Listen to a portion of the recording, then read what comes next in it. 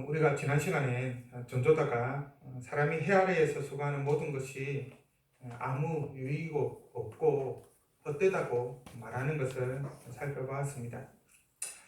특별히 이 전도자가 헛되다라고 말하는 그 이유와 관련해서 저는 모든 사람이 경험하는 죽음 때문이라고 그렇게 말을 했습니다. 즉 죽으면 우리가 이 땅에 살다가 죽는 그 순간에 아무리 산처럼 쌓아놓은 금은 보화라 하더라도 세상 모든 사람이 위대하다고 할 정도로 많은 명성을 쌓았다 하더라도 일인지야 만인지상의 자리에 있어서 청상천하 유아독존과 같은 그러한 건설을 누렸다 하더라도 죽으면 그것이 아무 소용이 없다라는 것이죠. 저 세상으로 이 세상의 것들을 가져갈 수가 없는 것입니다. 빈손으로 왔다가 빈손으로 간다는 것이죠. 어느 누구도 이 죽음의 문제를 해결하지 못하였고 또 해결할 수도 없습니다. 그리고 그 죽음의 이유를 죄 때문이라고 했습니다. 죄가 세상 모든 문제의 근본 원인이죠. 기근과 지진과 화산 폭발과 해일과 태풍과 같은 이런 자연재해가 왜 발생하는가?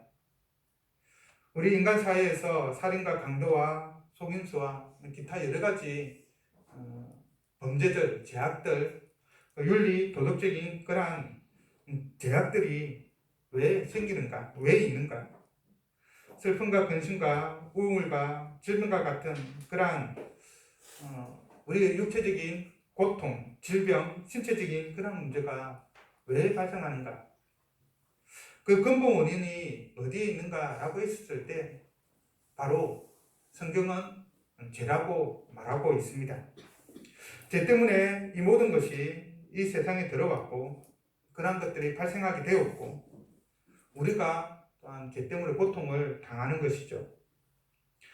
그리고 최종적으로 죄는 우리를 사망으로 이끕니다.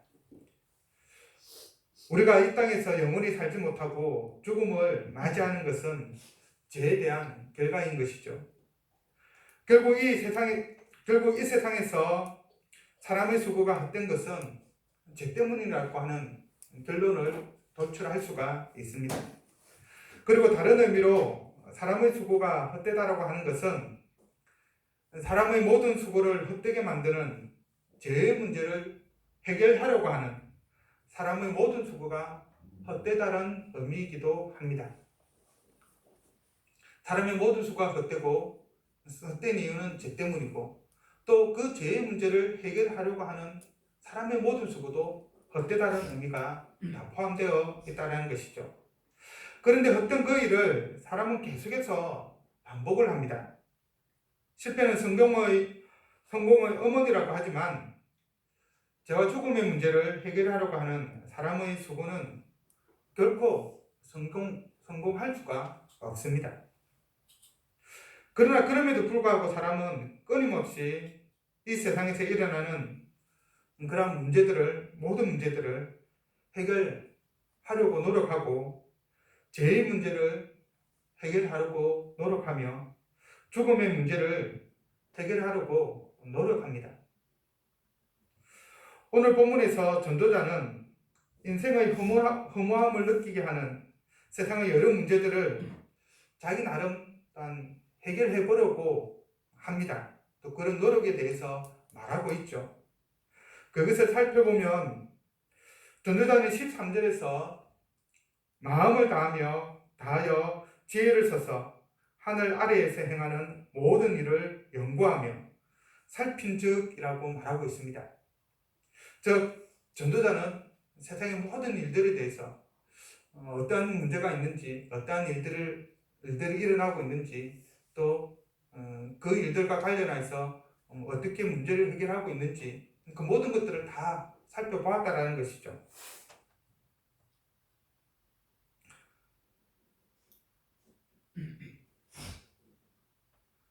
그리고 해 아래에서 행하는 모든 일들을 두고 말하기를 그것은 다른 것이 아니라 괴로운 것이다 라고 말합니다. 그러면서 이 괴로운 것을 하나님께서 인생들에게 주사 수고하게 하신 것이다 라고 말하고 있습니다. 전도자가 마음을 다하여 지혜를 써서 하늘 아래에 행하는 모든 일들을 살펴보았는데 그것은 괴로운 것이라는 것이죠. 그리고 그것을 우리 인간이 스스로만 야기한 것일 수도 있는데 하나님께서 인생들에게 수고하도록 하기 위해서 주신 것으로 말하고 있습니다. 이 세상의 모든 일들이 하나님의 주권하에서 일어나고 있다는 것이죠. 여하튼 사람이 하늘 아래에서 행하는 모든 일이 괴로운 것은 무엇 때문일까요? 전도자는 하늘 아래에서 행하는 모든 일을 두고 그것은 괴로운 것이다 라고 표현을 했는데 왜 그렇게 표현을 했을까요? 그리고 하나님께서는 왜 사람들에게 그런 괴로운 일을 주셨을까요? 우리는 일반적으로 하나님을 사랑의 하나님으로 이해를 하고 있는데 이 사랑의 하나님께서 어떻게 인간에게 사랑을 베풀어야 되는데 괴로운 것을 주어서 인생을 괴롭게 만들었을까? 우리의 인생을 허무하게 만들었을까? 그 이유가 무엇일까요? 그것은 바로 아담의 불순종으로 인하여 세상에 들어온 죄 때문입니다. 하나님께서는 세상을 창조하시고 이 세상을 다스리도록 또 사람을 만드셨죠. 그리고 이 사람에게 이 모든 세상의 권한을 다스리는 권세를 주셨습니다. 그러면서 한 가지 명령을 사람들에게 주셨죠. 바로 동산에 있는 모든 나무 열매는 다 먹을 수 있지만 동산 중앙에 있는 선악을 알게 하는 나무의 열매는 먹지 말라는 것이었습니다. 그리고 그것을 먹는 날에는 반드시 죽을 것이다 라고 선언하셨죠. 이것을 일반적으로 언약 개념으로 이해를 합니다. 아담 언약, 창조 언약이라고 이야기를 하죠. 그런데 아담은 이 하나님의 명령을 제대로 지키지를 못하였습니다. 뱀의 유혹에 넘어가 동상 중앙에 있는 나무의 열매를 따먹고 마른 것이죠. 하나님의 명령을 어긴 것입니다. 불순종한 것이죠. 바로 이 때문에 죄가 세상에 들어왔습니다. 그리고 하나님의 그 선언하셨던 말씀, 먹는 날에는 정령 반드시 죽으리라 라고 하셨던 것처럼 영원히 살 수 있었던 사람에게 죽음이 들어오게 된 것이죠. 그리고 이 때문에 이 세상의 모든 문제들이 다 발생하게 되었습니다. 하나님이 이 세상을 완전하게 만드셨는데 아담의 불순종으로 인한 죄가 세상에 들어옴으로 인하여서 악하게 변해버리고 여러 가지 우리가 지금 경험하고 있는 모든 문제들이 발생하게 된 것입니다. 행복한 상태에서 불행한 상태로 바뀌어버린 것이죠. 그래서 솔로몬은 그가 가진 바로 이런 문제들을 지혜를 통해서 인식을 하고 난 이후에 바로 그 지혜를 가지고 이러한 인생의 문제를 한번 해결해 보겠다고 나섰습니다. 그러면 과연 사람의 지혜와 지식을 통해서 사람이 겪는 허무함의 문제를, 인생의 문제를 해결할 수 있을까요? 이 땅에서 일어나고 있는 인생의 모든 문제, 다른 모든 문제들을 해결할 수 있을까요? 인본주의자들은 인생의 문제를 사람의 지혜와 지식으로 해결 가능하다라고 말합니다. 사람이 모든 것의 중심이고 최고이기 때문에 그렇게 말하는 것이죠. 인간이 가지고 있는 이성을 최대한 활용하면 지금 우리가 겪고 있는 여러 많은 문제들 언젠가는, 지금 당장은 아니라 하더라도 언젠가는 해결할 것이다. 그렇게 주장을 합니다. 하지만 오늘 본문에서 전도자는 사람의 지혜와 지식으로는 사람이 이 땅에 있는 그런 문제들을 해결 불가능하다라고 말하고 있습니다. 14절의 말씀을 한번 보십시오. 내가 해 아래에서 행하는 모든 일을 보았노라. 보라, 모두 다 헛되어 바람을 잡으려는 것이로다. 전도자는 예루살렘의 왕이라고 하였는데 솔로몬 왕을 의미합니다. 이 솔로몬 왕은 해 아래에서 행하는 모든 일, 제로 인해 발생한 문제와 그 문제를 해결하려고 하는 인간의 모든 노력을 살펴보았습니다. 그리고 결론적으로 그런 인간의 지혜와 지식조차 모두 다 헛되고 바람을 잡으려는 것이라고 평가를 하죠. 문제가 있고 그 문제를 해결하려고 하는 인간의 지혜와 지식이 다 헛되다라는 것입니다. 해결할 수 없고 부질없는 행동이라는 것이죠. 바람을 손으로 잡을 수 없는 것처럼 인간의 지혜와 지식으로는 인간이 경험하고 있는 문제들을 해결할 수 없다는 것입니다. 그러면서 15절에서 바로 그 사람이 가지고 있는 지혜와 지식의 한계를 격언을 통하여서 표현합니다. 구부러진 것도 곱게 할 수 없고 모자란 것도 셀 수 없도다. 오늘날 간혹 구부러진 거 곱게 할 수 있는데 이렇게 말할 수 있겠죠. 그러나 구부러진 것을 다시 그 원래의 상태로, 처음 구부리기 전의 온전한 상태로 되돌리는 것은 불가능합니다.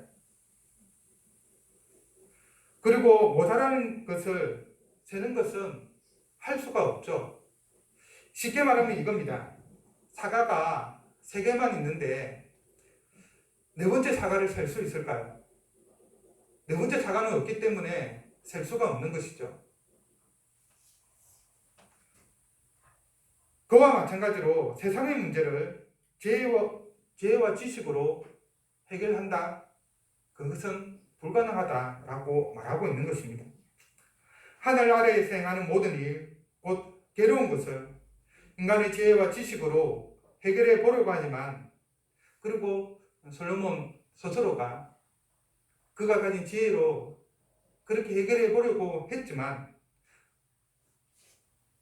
실제로 성공하지 못한 것이죠. 구부러진 것을 곱게 할 수 없는 것처럼, 모자란 것을 셀 수 없는 것처럼 불가능하였습니다. 그리고 또 전도자는 16절에서 자신의 예루살렘에 있었던 그 누구보다도 지혜에 있어서 뛰어났다라고 말합니다. 역사상 솔로몬보다 뛰어난 사람은 없었다라고 그렇게 평가를 내리고 있죠. 성경은 솔로몬을 가장 지혜로운 왕으로 분명하게 우리에게 소개해주고 있습니다. 솔로몬 왕은 자신의 지혜와 관련하여서 내 마음이 지혜와 지식을 많이 만나 보았다라고 말합니다. 모든 지혜를, 당시에 있었던 모든 지혜와 지식을 다 선접하였고, 그리고 결론 내렸던 것이 내가 예루살렘에 있었던 모든 사람들보다 지혜와 지식에 있어서 더 나았다라고 그렇게 평가를 한 것이죠. 누구와도 비교할 수 없는 지혜와 지식을 솔로몬은 가지고 있었습니다. 그리고 그는 현재의 그 지식에, 그 지혜에 만족하지 않았습니다. 더 많은 지혜와 지식을 추구하였던 것이죠. 그 지혜와 지식으로 인생의 문제를 해결해 보려고 하였습니다. 하지만 더 많은 지혜와 지식으로도 인생의 문제를 해결하는 것은 불가능하였습니다.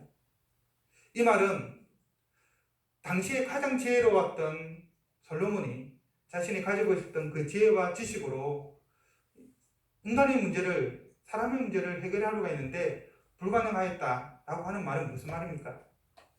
다른 모든 사람들도 지혜와 지식으로는 인간의 문제를 해결하는 것은 불가능하다라고 하는 반증인 것이죠. 그것에 대해서 17절에서 전도자는 이렇게 말합니다. 내가 다시 지혜를 알고자 하여 미친 것들과 미련한 것들을 알고자 하여 마음을 썼으나 이것도 바람을 잡으려는 것인 줄을 깨달았도다. 이미 많은 지혜와 지식을 가지고 있었는데 거기에 대해서 더 많은 지식을 알기도 했고 단순히 지혜의 문제뿐만 아니라 지혜와 반대되는 것, 미친 것과 미련한 것, 근데 지혜가 아닌 것들에 대해서도 다 살펴봤다는 것이죠. 그래서 온전한 지혜와 온전한 지식을 가지고 있었다는 말입니다. 그러나 그럼에도 불구하고 인간의 문제를 해결하지 못하였습니다. 그래서 말하기를 이것도 바람을 잡으려는 것임을 깨달았다라고 말하고 있는 것이죠. 결국은 더 많은 지식을 통하여서 그가 깨닫는 것은 이 지식으로는, 이 지혜로는 도저히 우리 인간의 문제를 해결하는 것은 불가능하다. 죄의 문제를, 죽음의 문제를, 그리고 세상 가운데서 일어나는 이런 문제를 해결하는 것이 불가능하다는 것을 깨달았다는 말입니다. 사람이 바람을 잡을 수 없죠. 그와 마찬가지로 지혜와 지식으로는 인생의 문제를 해결할 수 없다는 것입니다. 그러면서 지혜와 지식으로 인생의 문제를 해결하려고 한 것에 대해서 다음과 같이 결론을 내립니다. 18절이죠. 지혜가 많으면 번뇌도 많으니 지식을 다하는 자는 근심을 다하느니라. 지식이 많으면 뭔가 이런 문제들을 다 해결할 것 같은데 안 되라는 것이죠. 더 근심거리가 많이 생깁니다. 걱정거리가 생깁니다. 고민할 것이 많이 생깁니다. 지식을 다하는 자는 근심을 다합니다. 지혜와 지식이 이전에는 잊고 있었던 더 많은 문제들을 생각나게 만들고 이야기하는 것이죠. 지혜와 지식이 문제를 해결하기는커녕 오히려 더 많은 문제를 다시 만들어내었다는 것입니다. 쉽게 이야기해서 예를 하나 들어보면 우리는 부자가 일반적으로 행복할 것이다 라고 많이 생각을 하죠. 부자는 아무 근심도 없고 걱정도 없이 그렇게 살아간다, 그렇게 생각을 합니다. 그런데 부자들은 부자이기 때문에 걱정을 하죠. 야, 이 돈을 도둑맞으면 어떡하나, 이 돈을 누가 빼앗아가면 어떡하나, 더 많은 걱정을 하고 근심을 하고 살아갑니다. 바로 그와 같이 지혜와 지식이 문제를 해결하기보다는 더 많은 문제를 야기했다는 것입니다. 21세기를 살아가는 오늘날 우리 시대 최고의 지혜와 지식은 무엇일까요? 인문학적 지식도 많이 포함될 수 있겠지만 오늘날은 일반적으로 과학적 지식을 최고로 치고 있죠. 거의 과학 막론주의에 빠져 있을 정도입니다. 과학으로 못하는 것이 없다. 과학으로 모든 것을 다 해결할 수 있다. 그렇게 이야기를 합니다. 그래서 세상에서 일어나는 모든 문제, 가뭄의 문제, 태풍의 문제, 해일과 화산폭발과 기근과 가난과 환경오염과 같은 이런 모든 문제들, 그 외에도 또 뭐라고 해야 될까요? 인간이 저지르는 여러 가지 도덕적인 제도, 어떤 과학을 이용해서 해결할 수 있다라고 그렇게 보고 있습니다. 많은 사람들이 그렇게 믿고 있죠. 그리고 실제로 수많은 과학자들이 그런 노력을 분명히 기울이고 있습니다. 그리고 그 노력의 결실이 어느 정도 있는 것 같기도 합니다. 물론 과학자들만이 그러한 노력을 하는 것은 아니죠. 세계의 석학들은 나름의 방식대로 세상에서 일어나는 문제에 대해 자기 나름대로의 해결책을 제시를 합니다. 하지만 근본적으로 이 땅의 문제를 해결하지를 못하죠. 완전하게 해결하지를 못합니다. 오히려 문제를 해결하기보다는 해결책이 또 다른 문제를 양산해내고 있는 형국입니다. 예를 들어서 자동차에서 배출되는 배기가스, 특별히 이산화탄소와 관련해서 오늘날 참 심각한 문제로 인식되고 있죠. 자동차 수가 너무 급격하게 늘어났기 때문에 거기에서 배출되는 이러한 배기가스가 환경을 오염시키고 특히 우리나라 최근 몇 년 사이에 계속해서 문제가 되고 있었던 미세먼지 문제를 이야기하고 있고 또 그뿐만 아니라 지구 온난화 그런 문제도 발생시키고 있습니다. 바로 이 문제를 해결하기 위해서 과학자들은 전기차를 개발하기로 하고 태양광 자동차를 개발하기로 하고 또 수소차를 개발하기도 하죠. 우리는 이것을 친환경 자동차다라고 하고 미래의 대안으로 생각을 하고 있습니다. 그런데 최근에 신문에서 수소 자동차의 배신이라고 하는 제목의 기사를 본 적이 있습니다. 그리고 핵심은 그 내용은 무엇이냐면 일반적으로 수소는 친환경 연료로 알려져 있습니다. 배기가스를 배출을 하지 않으니까요. 그런데 문제는 무엇이냐면 수소 1kg을 생산해내는데 무려 이산화탄소가 8.6kg이나 발생한다는 사실입니다. 그래서 일반 자동차에 비해서 이게 배기가스의 기준을 이산화탄소를 비교해 보면 16% 정도의 절감 효과밖에 없다라는 것이죠. 그래서 이때까지 친환경 자동차로 알려져 있었던 수소차가 잘못 알려져 있었다라고 하는 내용을 보았습니다. 실제적인 해결책이 되지 못했던 것이죠. 그리고 더위와 관련해서도 비슷한 양상인데요. 우리는 여름에 더위 때문에 에어컨을 사용하죠. 선풍기를 사용하기도 하지만 많은 경우에 요즘은 에어컨을 많이 사용을 합니다. 에어컨을 사용할 때 실외기에는 엄청난 열이 방출이 됩니다. 그 열은 다시 지구 온난화에 영향을 미치고 여름 무더위가 매년 더 심해지게 만들죠. 더위의 문제를 해결하기 위해서 에어컨을 만들었는데 오히려 에어컨의 사용으로 인해서 더위의 문제가 더 심각해지는 현상이 발생하게 된 것입니다. 그래서 방 안에 있으면 밖에 나가기가 싫은 거죠. 바깥의 온도는 평상시보다 더 높은 그런 현상을 보이는 것입니다. 이뿐만 아니라 에어컨의 사용은 환경 오염 문제도 발생시켰습니다. 에어컨에 사용되는 그 냉매가 이게 고장난 에어컨을 처리하면서 대기 중으로 누출이 되고 그러면 그것이 오존층과 결합하여서 오존층을 파괴를 해버린 것이죠. 그래서 오존층이 파괴되어서 자외선이 그대로 우리 피부에 내리쬐므로 인하여서 여러 가지 피부병이 발생하게 되었습니다. 또 다른 문제가 야기된 것이죠. 또 인간의 안전과 편의를 위해서 사람들이 로봇을 발명했는데 그 때문에 일자리를 잃게 되는 문제가 발생하게 되었습니다. 실업자가 생기고 그 때문에 실업 문제가 발생한 것이죠. 그리고 살인과 강도와 사기와 폭력과 전쟁과 같은 윤리적이고 도덕적인 그러한 재해 문제를 해결하기 위해서 인류 역사상 계속해서 끊임없이 교육을 하고 또 그 나름 여러 제도들을 만들어내고 또 나라 간의 조약도 체결해보고 하지만 인류 역사상 한시도 이러한 문제들이 사라진 적이 없었죠.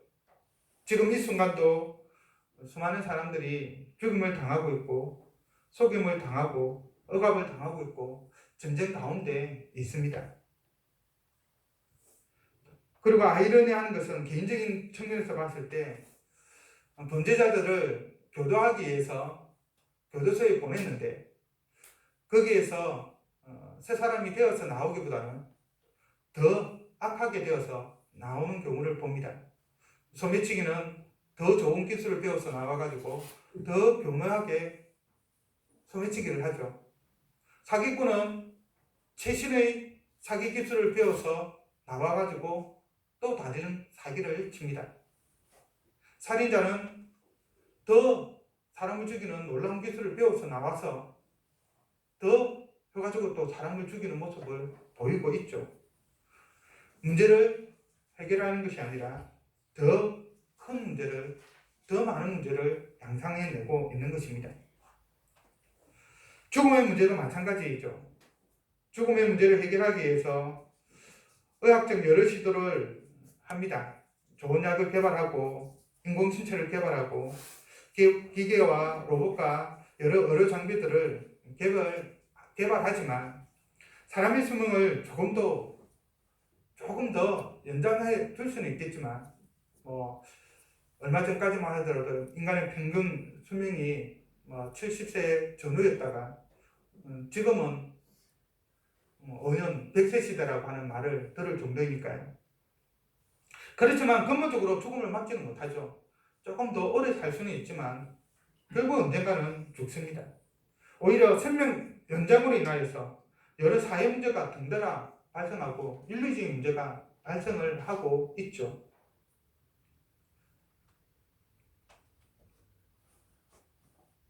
이 모든 문제들이 발생하는 것은 죄 때문입니다.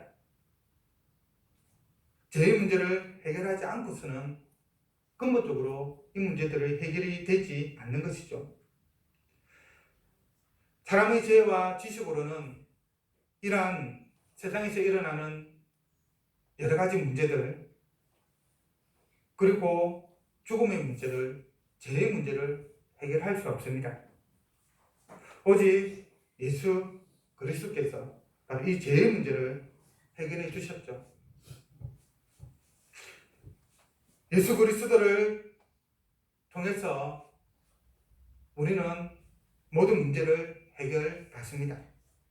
로마서 5장 12절과 15절의 말씀을 보면 다음과 같이 기록되어 있습니다. 그러므로 한 사람으로 말미암아 죄가 세상에 들어오고 죄로 말미암아 사망이 들어왔나니 이와 같이 모든 사람이 죄를 지었으므로 사망이 모든 사람에게 이르렀느니라. 아담의 번제 때문에 죄가 들어왔고 사망의 문제가 왔다는 것이죠. 또 그 때문에 세상의 모든 문제가 발생했다는 겁니다. 15절의 말씀은 다음과 같이 기록되어 있습니다.